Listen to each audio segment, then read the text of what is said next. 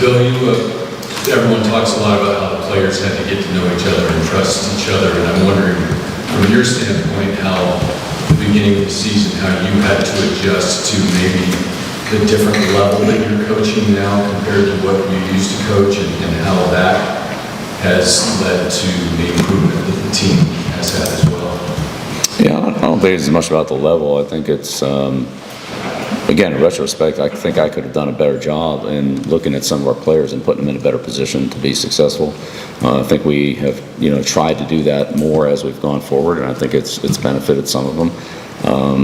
Some of those, if we could have identified it a little bit sooner, that would have been helpful, but, we didn't, and so it's nobody's fault. It's just kind of the way it was. But as we played more games and got more opportunities to, see our guys work together, find the right combinations, and help them improve and put them in positions that are maybe a little better for their skill set, that's helped some of their production as well. So,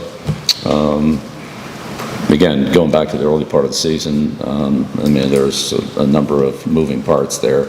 But, again, in retrospect, I think, I and we as a staff could have done a better job.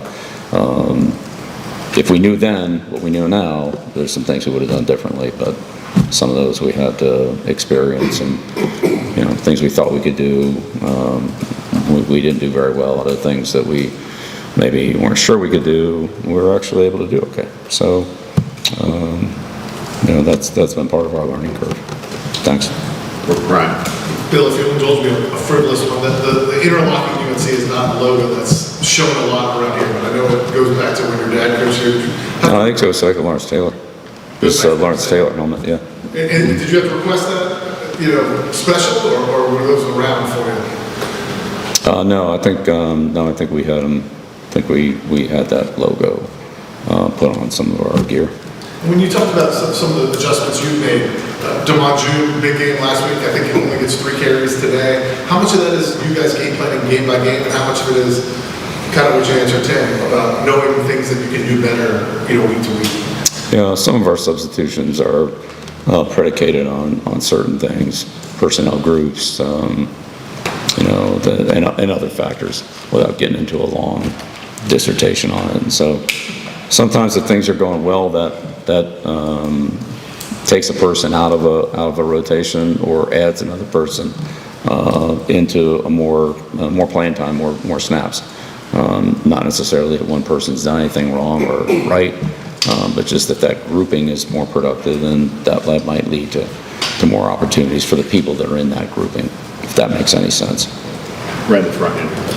Bill, we talked to Jordan Shipp a little while ago, and he spoke about how their respect for Gio has kind of accrued over time as they've seen him handle some of the criticism, some of the struggles.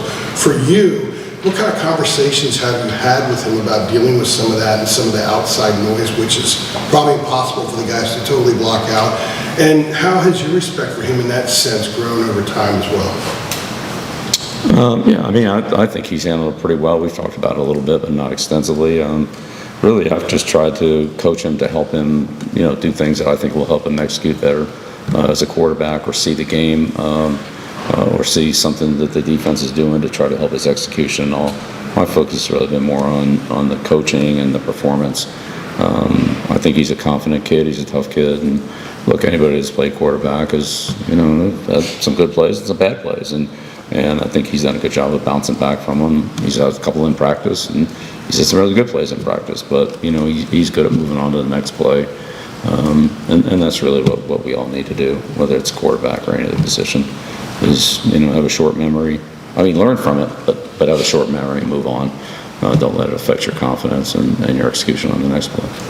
Front left. Bill, you mentioned Blake Moore's pass rush being so good, but you guys have better than, you said it was one of the team's best you'll face, but you face your offensive line faces them. Yes.